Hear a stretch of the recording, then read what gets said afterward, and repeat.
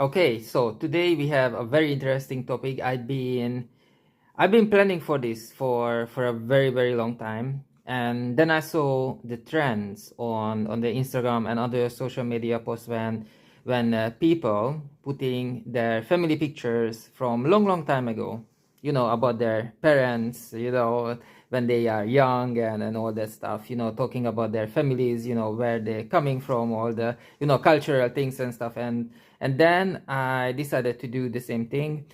And I went out, to talk to my family members, and everyone needed to agree if I can do this, and everyone said yes straight away. So this is like so good. Some people are complaining that like Facebook and other places, when they post something that the family can see, but because they say that Facebook is now for the 50 plus generations. But it's actually a very good thing, because they are very open minded when it comes to social media, and they allow more and more. And this is just so cool, because I've been doing videos for a very long time. I started in 2009, and I remember in the very beginning they did not like the idea that I talk about the family at all. So I'm going to talk about my grandmother on my mother's side. And I wanted to start with her, because she is a party girl. She is the most outgoing one. She is super extrovert, super extrovert. I cannot I cannot say a single day she is still alive. I cannot say a single day when I did not see her with at least 5, 10, 15 people around her. And those were the neighbors, her colleagues or ex-colleagues or friends. Every single day there was this, I wouldn't say it was like a house party, but people were coming over. They sat down, they had a beer, they had wine, or they had a coffee, and they just talked after work on the way home. And they dropped in, and they had just a little chat for 20 minutes or 1 hour. And then when she retired,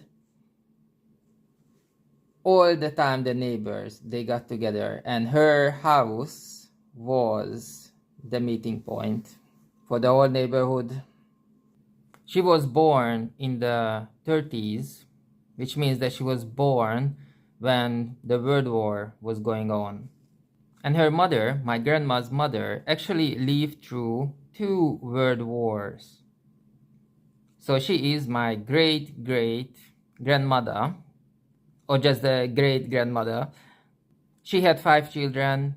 3 of them were alive to see adulthood, and I met all of them. One of them was obviously my grandmother. My grandmother was born in a small village in an area called Borsod. And you might have come across this name, Borsod, because many people were from that area who left the country, left Europe, and went over to America to found Hollywood movie studios. But obviously, it was not my grandma. They were very poor. Didn't finish the school. At the age of 13, 14, they needed to leave the village and go up to the capital, to Budapest, to work. At the age of 13, 14, can you imagine that? She worked in a couple of places, and then that was the time, when they decided that, oh my God, Hungary is an agricultural country. Let's turn it into an industrial powerhouse. So there were like factories popping up everywhere, and she joined the queue one day in a very early morning. I remember she told me that, and there was a queue. So it's not like today when you need to send your CV, and you need to, let them know your LinkedIn profile or anything like that. No, it didn't work like that. You needed to go there very early in the morning, join the queue, and you either got in or no. That's it. There was no job interview. People just looked at you and they decided you're okay or you're not okay. Nobody had money, so it was not like that you went out looking for a room or a flat or a house to rent. Nobody had money. So what they did that the factories, all these places, they had something that they call the hotel for the workers, where every single night cost like a penny or less. But these were very special places because in every hotel, basically everyone worked in the same factory, so they became friends and they became lifelong friends. And because they spent together or that free time, because remember, there was no internet, there was no TV, basically there was nothing at all. So every single free time they had, every single free hour they had, they spent it together, 20, 30, 40 people together all the time. So what happened is that they started to marry. This is how my grandmother and grandpa met.